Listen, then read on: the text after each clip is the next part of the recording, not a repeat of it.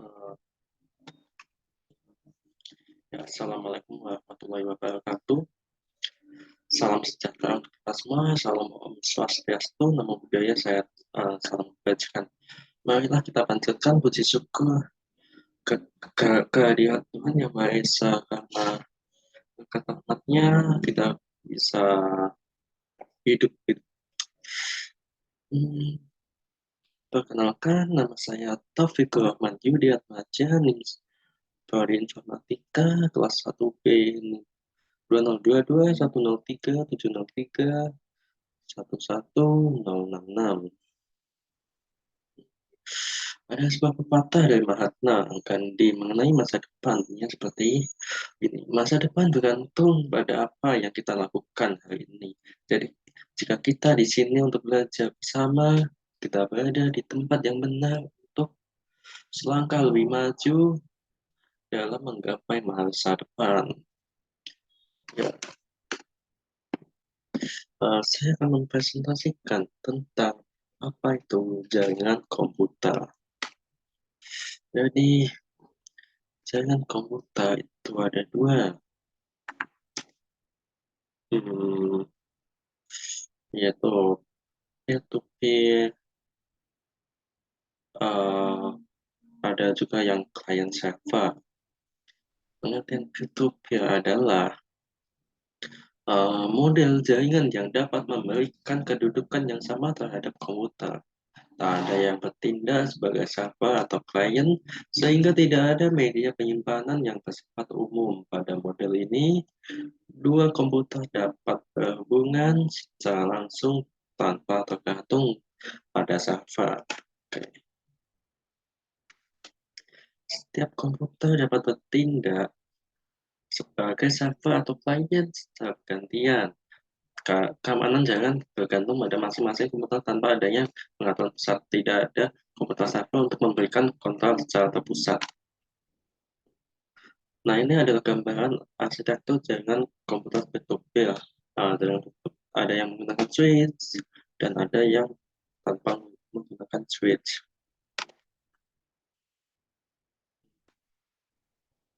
Nah, ini adalah kelebihannya.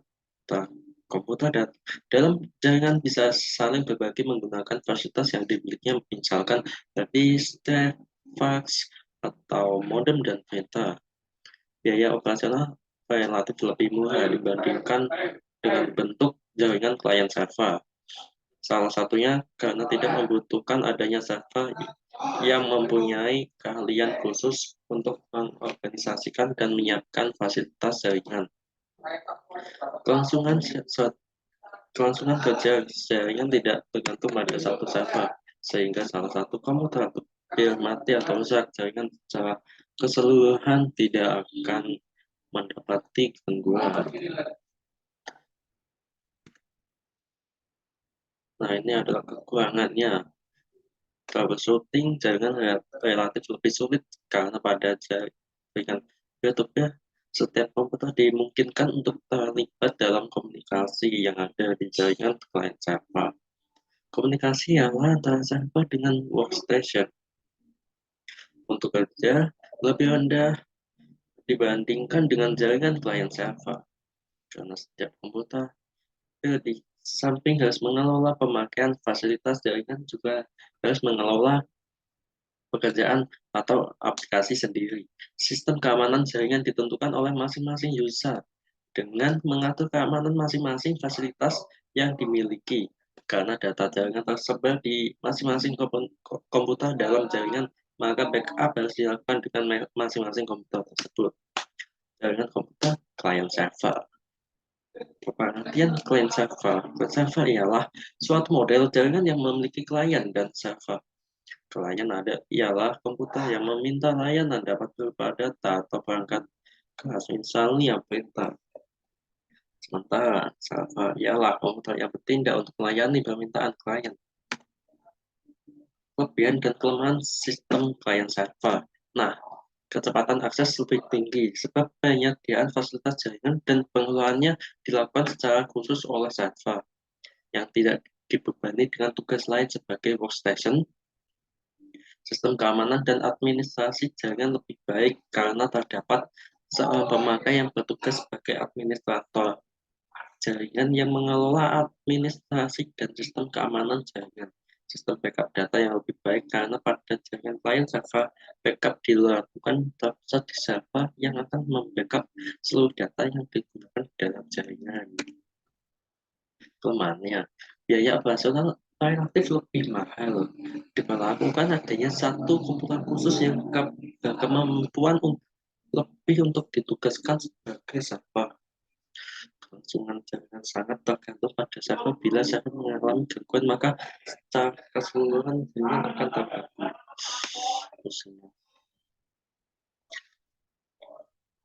Berikut ada komponen jaringan kabel.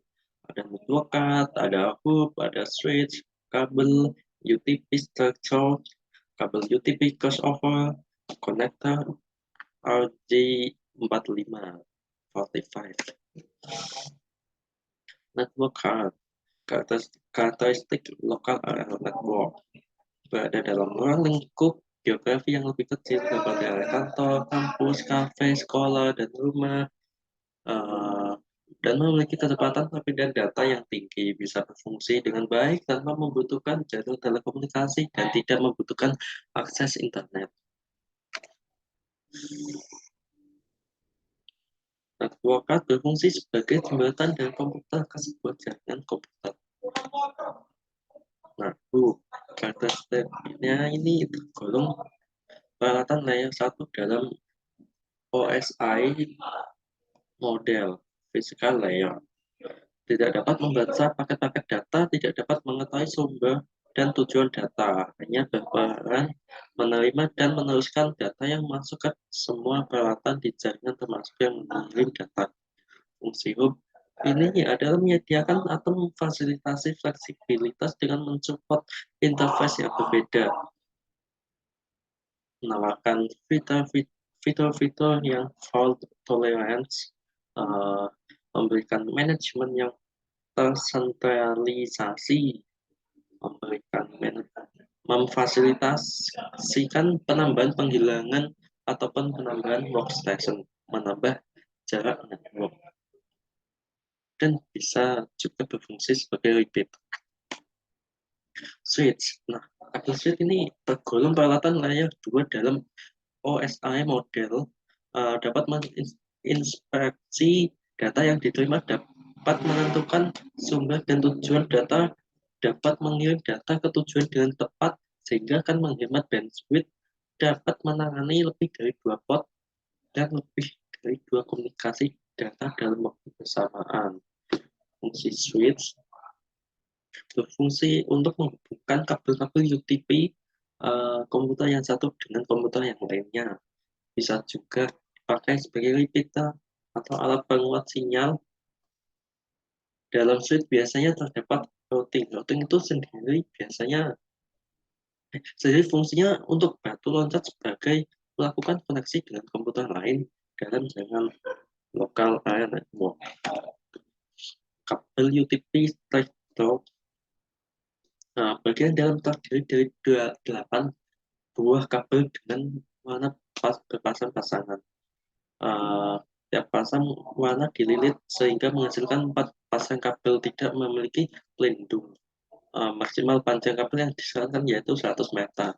Menggunakan konektor RJ45, kecepatan transmisi hingga 1000 Mbps, memiliki impedansi sekitar 100 ohm. Kemudian menghubungkan 2 perangkat yang berbeda, misalnya antara router dengan switch group, komputer ke switch, dan komputer ke group. Nah, kabel UTP ini kan ada warnanya. Nah, ini kan warnanya itu harus diurutkan. Kalau nggak urut itu nggak akan bisa connect, nggak akan bisa digunakan. Dan uh, untuk menghubungkan ke RJ45 itu ya harus diurutkan warnanya, habis itu ditancapin. Nah, kalau nggak berfungsi berarti warnanya salah. Kalau berfungsi berarti urutan warnanya itu benar. Nah, itu soalnya pernah praktek saya di SMK nih. Kabel UTP crossover. Karakteristik kabel UTP. Bagian dalam terdiri dari 8 buah kabel dengan warna berpasang-pasangan. Tiap pasang warna dililit sehingga menghasilkan 4 pasang kabel. Tidak memiliki pelindung atau seal. Maksimal panjang kabel yang disarankan yaitu 100 meter. Menggunakan konektor RJ45, kecepatan transmisi hingga 1000 Mbps, memiliki impedansi sekitar 100 ohm. Berfungsi untuk menghubungkan dua perangkat yang sama, misalnya antara komputer dengan komputer, router dengan router, switch dengan switch, hub dengan hub. Nah, yoi, konektor RJ45. Nah, ini yang saya bahas tadi. Konektor ini ya dimasukkan kabel tadi. Kabelnya dimasukkan ke konektor, disambungin. Habis itu untuk menguatkan konektornya itu dicepit dengan alat khusus, lupa saya nama alatnya. Konektor RJ45 adalah konektor kabel Ethernet yang digunakan dalam topologi jaringan berbasis LAN atau Local Area Network maupun topologi jaringan yang lain.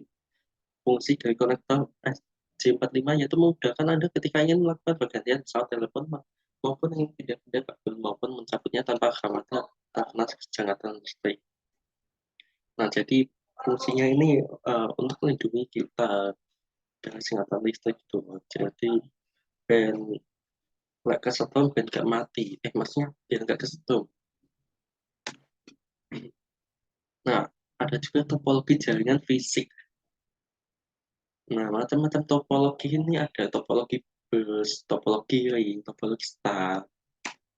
Nah, topologi bus ini karakteristiknya satu, node-node dihubungkan secara serial sepanjang kabel dan pada kedua ujung kabel ditutup dengan terminator. Terdapat kabel ditutup dengan terminator, terdapat kabel utama sebagai pusat lalu lintas data. Sangat sederhana dalam instalasi, sangat ekonomis, dan dalam segi pembiayaan.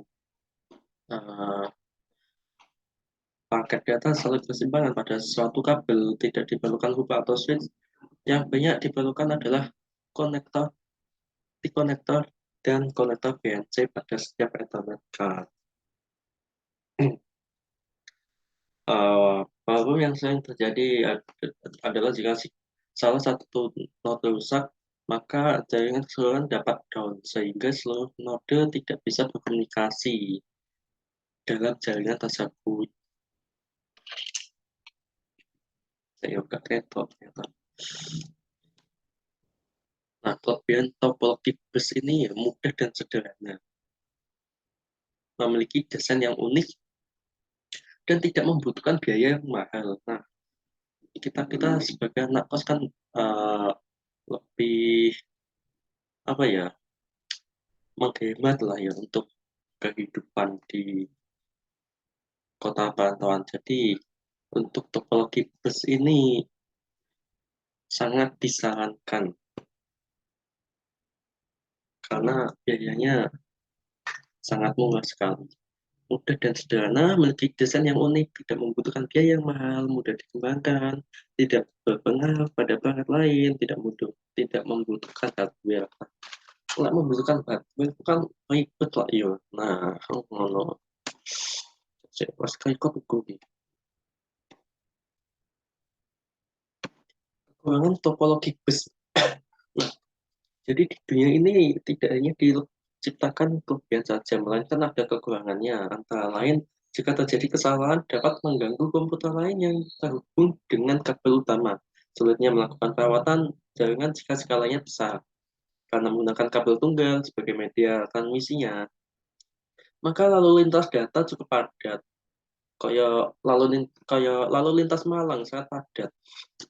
Jika kabel utama mengalami gangguan, maka seluruh komputer yang terhubung dengan jaringan pun akan mengalami gangguan. Dibutuhkannya repeater untuk memperkuat sinyal jika jaraknya jauh. Sering terjadi tabrakan data. Tes.